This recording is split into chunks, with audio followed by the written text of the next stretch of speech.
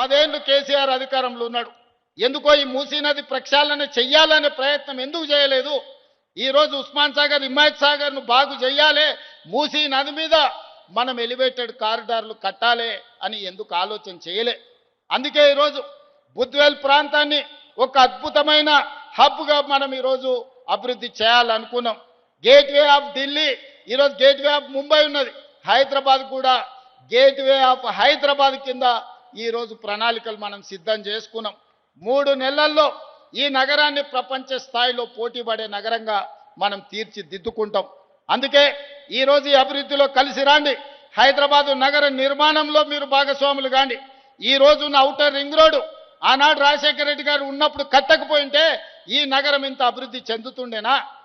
ఆనాడు ఐటీ కంపెనీలు తేకపోయింటే, ఫార్మా కంపెనీలు తేకపోయింటే ఇన్ని లక్షల మందికి ఉద్యోగ ఉపాధి అవకాశాలు వస్తుండేనా?